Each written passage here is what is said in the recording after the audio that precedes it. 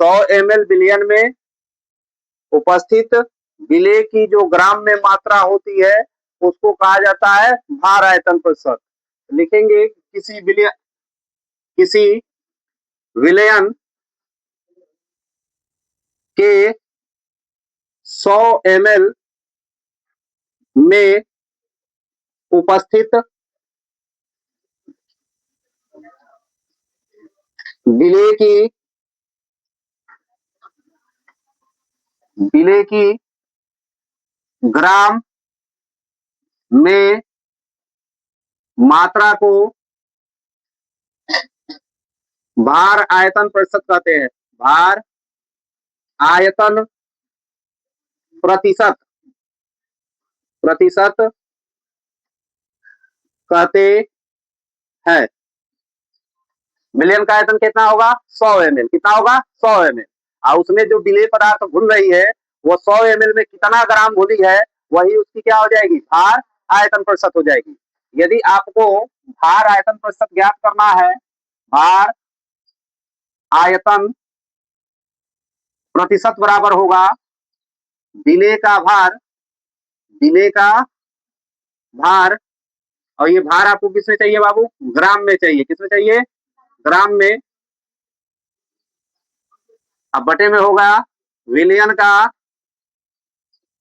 आयतन, और आयतन आपको लेना है किसमें बाबू? ml में। किसमें लेना है? ml में। अब परसेंटेज कितने पे निकलता है? 100 पे। तो गुणे में क्या हो जाएगा? 100।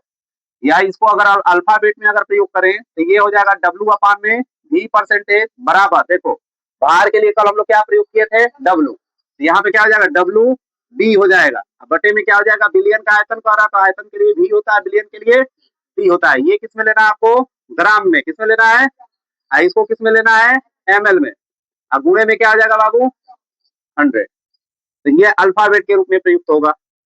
और इस फार्मूले पे हम किसी भी बिलियन में उपस्थित हम क्या करते हैं? जो बिलियन का जो क्या होता है भार आयतन प्रतिशत होता है उसकी गणना कर लेते हैं। जैसे पहला एक्सरसाइज देखिए ध्यान से, 20 ग्राम NaCl कितना है जी? बिलियन 500 है। 500 ml जलीय विलयन में घुला है तो विलयन की आयतन प्रतिशत भार आयतन प्रतिशत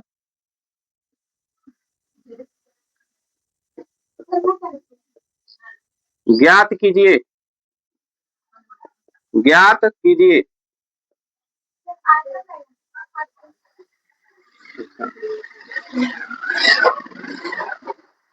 क्या करिए? भार आयतन प्रतिशत ज्ञात कीजिए। देखिए दो वैल्यू दिया है, एक दिया है आपको 500 ml जली विलयन, तो ये किसकी वैल्यू हो गई? बिलियन कह रहा है तो VT की वैल्यू हो गई। और यहाँ पे कह रहा है कि 20 ग्राम इसमें क्या बोलना है? NaCl, ये किसकी वैल्यू हो जाएगी? WB की। तो WB बराबर दिया है 20 ग्राम। अब VT बराबर दिया है 500 ml। अब आपको करना क्या है? फार्मूला लगाना है W अपान में V परसेंटेज इक्वल टू क्या आ जाएगा बाबू? WB अपान में होगा VT इंटू हो जाएगा WB की वैल्यू कितना है बाबू? 20। ये कितना है? 2 जीरो से 2 जीरो क्या आ जाएगा? कैंसिल हो जाएगा। 5 से इसे काटेगा 5 1 जा 5 और 5 4 जा 20। 4 से 1 में मल्टीप्लाई करेंगे तो कितना होगा? 4 परसेंटेज। तो ये किसकी वैल्यू हो जाएगी? W अपान में V परसेंटेज का। ये आपका क्या हो जाएगा? आंसर हो जाएगा। ये आपका क्या हो जाएगा? आंसर कि 250 ml बिलियन में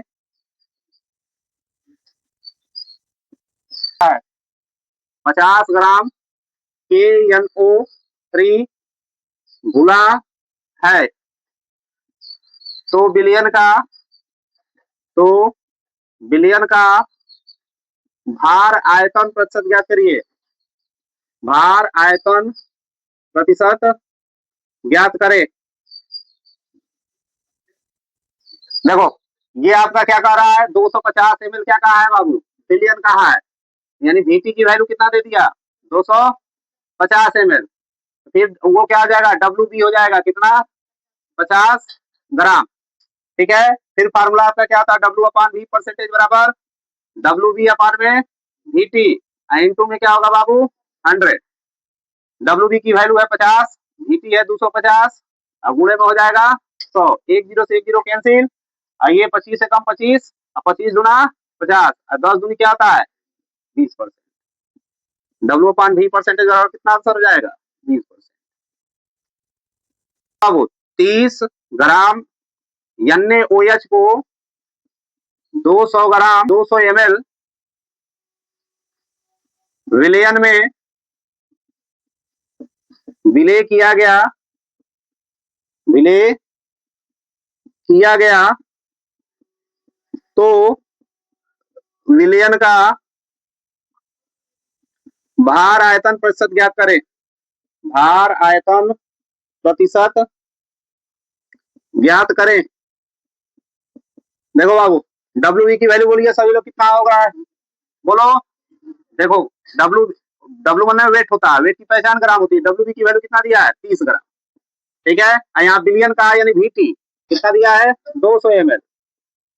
फार्मूला क्या होगा, W upon V percentage equal to W B upon में वीटी इंटू 100 रखो। तो डब्ल्यू बी की वैल्यू कितना हो जाएगा बाबू 30, ये हो जाएगा 200 गुणे में 100, 2 जीरो से 2 जीरो कैंसिल, 2 से कम 2, 15 दूनी क्या जाएगा 30, 15 से 1 में गुणा करेंगे तो 15 ही होगा, तो 15% होगा।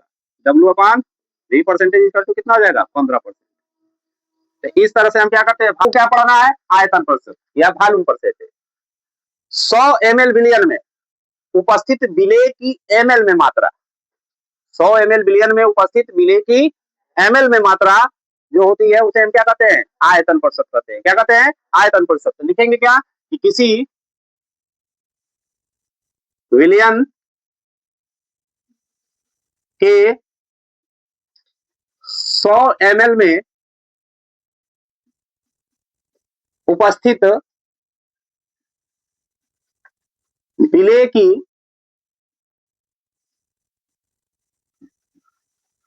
ml में मात्रा को आयतन प्रतिशत कहते हैं। आयतन प्रतिशत कहते हैं। फार्मूला क्या होगा बाबू, आयतन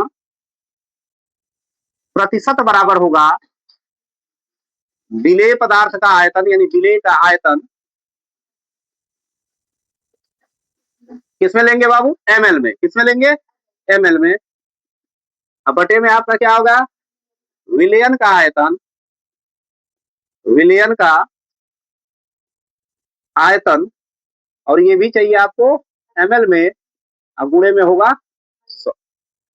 अल्फाबेट में कन्वर्ट करें क्या हो जाएगा, आयतन प्रतिशत को लिखते हैं किस रूप में V upon V percentage equal to, ये भी आयतन है तो वी हो जाएगा, विलेय के लिए क्या हो जाएगा वी, अब बटे में क्या हो जाएगा वी टी, ये भी चाहिए आपको ml में, और आयतन विलयन का आयतन भी चाहिए आपको ml में, अब गुणे में क्या हो जाएगा 100। इस फार्मूले का यूज करके हम किसी भी विलयन का क्या निकाल सकते हैं आयतन प्रतिशत निकाल सकते हैं। देखो आप क्वेश्चन को ध्यान से पढ़ना, कर रहा है 10 ml एथिल एल्कोहल को 20 ml जल में, 20 ml जल में, दोनों लिक्विड पदार्थ है, एथिल एल्कोहल भी लिक्विड है और जल भी लिक्विड है।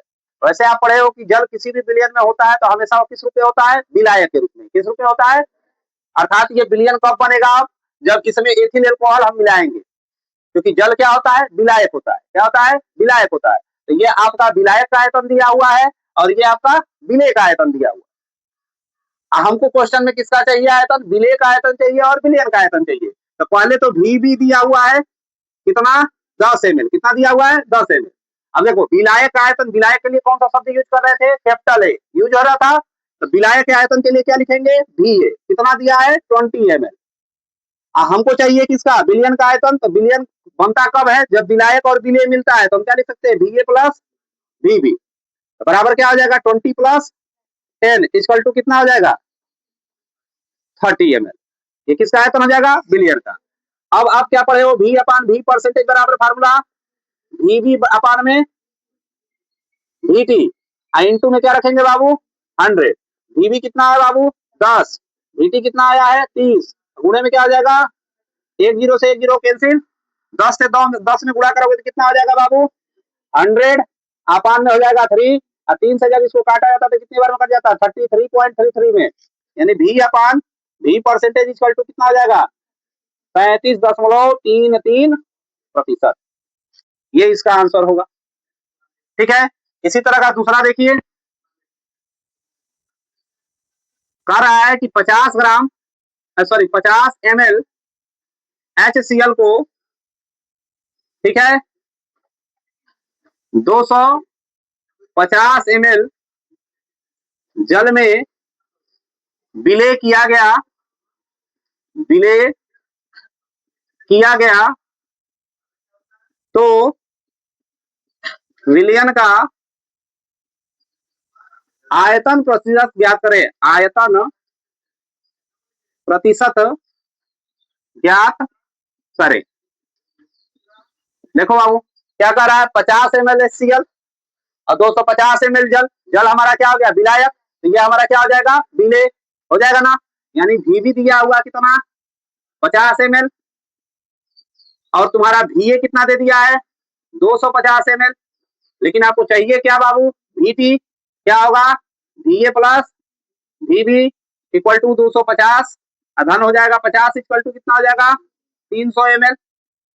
अब V upon V percentage equal to क्या पड़े हो VB अपान में VT इंटू में क्या आ जाएगा 100, VB की वैल्यू कितनी है बाबू 50, ये कितना है 300, अब गुणे हो जाएगा 100, 2 जीरो से 2 जीरो कैंसिल, इससे काटो 3 1 जा 3, 2 बचेगा 20, 3 6 जा 18, फिर 2 बचेगा पॉइंट लगाएंगे तो 20 हो जाएगा, यानी 66% में, यानी V upon V percentage equal to आएगा 16.66%। ये इसका क्या होगा आंसर होगा। जब 50 को 3 से काटेंगे तो 16.66 बार में ppm यानी पार्ट्स पर मिलियन से आपकी क्या होती है क्वेश्चन परीक्षा में आएंगे। देखो मिलियंस का मतलब होता है 10 लाख, क्या होता है 10 लाख के 10 लाख भाग में उपस्थित विलय की भागों की जो संख्या होती है वो ppm कहलाती है। कि किसी बिलियन के 10 लाख भाग में 10 लाख भाग में उपस्थित किसी विलय की भागों की जो संख्या होती है उसी को हम क्या कहते हैं ppm कहते हैं। क्या लिखेंगे, लिखेंगे कि किसी विलयन के 10 लाख को बाबू दूसरे रूप में लिखा जाता है 10⁶ भाग में उपस्थित विलय की भागों की संख्या, भागों की संख्या को ppm कहते हैं, ppm कहते हैं। अब देखो किसी भी बिलियन की सांद्रता यदि ppm में ज्ञात करना होगा तो आपको कम से कम 4 फार्मूले याद करना पड़ेगा। कितने 4 फार्मूले, देखे ध्यान से समझे। पहला फार्मूला आपका होगा ppm बराबर विलय का भार आपको लेंगे यदि ग्राम में, किसमें लेंगे बाबू ग्राम में, और बिलियन का भार भी आपका होगा ग्राम में, तो आप इसमें गुणा करेंगे 10⁶ यानी 10 लाख से। ठीक है, लेकिन यदि ppm जो है अगर WB दिया हो आपका मिलीग्राम में, ठीक है, और सॉरी ये WT होगा, WT अगर हो किलोग्राम में तो आपको किसी चीज से गुणा करने की जरूरत नहीं है। ठीक है, इसी तरह ppm बराबर मान लो सपोज दैट आपको विलय का आयतन दे दिया ml में, किसमें दे दिया बाबू ml में, और विलियन का भी आयतन दे दिया आपको ml में, अब पूछ रहा हो ppm, तो भी आपको क्या करेंगे 10⁶ से इसमें क्या करेंगे गुणा करेंगे। तीसरा फार्मूला ये है। चौथा फार्मूला है ppm बराबर अगर विलय का भार दिया हो मिलीग्राम में, ठीक है, और बिलियन का आयतन दिया हो लीटर में, किसमें दिया हो, लीटर में, तो भी आपको गुणा करने की जरूरत नहीं। इन 4 फार्मूलों का प्रयोग करके हम किसी भी बिलियन की क्या करते हैं, पीपीएम में सांद्रता को ज्ञात करते हैं। पहला क्वेश्चन कर रहा है, किसी पदार्थ के 3.5 गुणे 10⁻³ ग्राम, आगे क्या है जी, विलयन में, विलयन के 1 केजी में उपस्थित है, तो विलयन की सांद्रता पीपीएम में ज्ञात करें, पीपीएम में ज्ञात करें। देखो क्या कर रहा है कि किसी पदार्थ यानी विलेय पदार्थ की मात्रा आपको कह दिया किसमें, ग्राम में, और बिलियन का भार किसमें दे दिया है, केजी में, तो जिसमें केजी वाला यूज किया गया उसमें लिया क्या गया है, मिलीग्राम। तो अब आप इस वैल्यू को अगर मिलीग्राम में कन्वर्ट करोगे तो आपके लिए तकलीफ होगी, ठीक है। तो इसको आप क्या कर सकते हो, आप केजी को किसमें कन्वर्ट कर सकते हो आसानी से, ग्राम में। तो केजी को अगर आसानी से ग्राम में कन्वर्ट कर देंगे तो दोनों वैल्यू किसमें आ जाएगी, ग्राम में। तो हम कौन सा वाला फार्मूला यूज कर लेंगे, पहला वाला। तो देखिए डब्ल्यू की वैल्यू दिया है कितना, 3.5 गुणे 10⁻³ ग्राम, ये दिया है। और आपका WT दिया हुआ है बाबू 1 केजी। आप पढ़े हो 1 केजी बराबर होता है 1000 ग्राम, या इसी को हम लिख सकते हैं 1 गुणे 10⁻³ ग्राम, क्योंकि पावर में वैल्यू है तो इसको हम क्या करेंगे, पीपीएम का पहला फार्मूला यूज कर लेंगे। पीपीएम बराबर क्या हो जाएगा, WP अपान में हो जाएगा WT, ये भी चाहिए आपको ग्राम में और ये भी चाहिए आपको ग्राम में। अब गुणे में क्या रखेंगे, 10⁻6। अब देखिए इस वाले वैल्यू से इस वाले वैल्यू में भाग दिया जाता है, ठीक है, इस वाले वैल्यू से इस वाले वैल्यू में भाग दिया जाता है, लेकिन ऊपर वाले वैल्यू से इस वाले वैल्यू में क्या होती है, गुणा होती है। तो हम वैल्यू रखेंगे तो ये हो जाएगा 3.5 गुणे 10⁻³ और नीचे आपका क्या हो जाएगा बाबू, 1 इंटू 10⁻³ गुणे में रखे हो 10⁻6 रखेंगे ऐसे। अब अगर हम इसको आगे ले चलते हैं तो पीपीएम बराबर हम इसको किस रूप में लिख सकते हैं, 3.5 गुणे होगा 10⁻³ अभी हम पढ़े कि ये वाला ऊपर वाले में गुणा करता है वैल्यू, तो ऊपर लिख देंगे 10⁻6।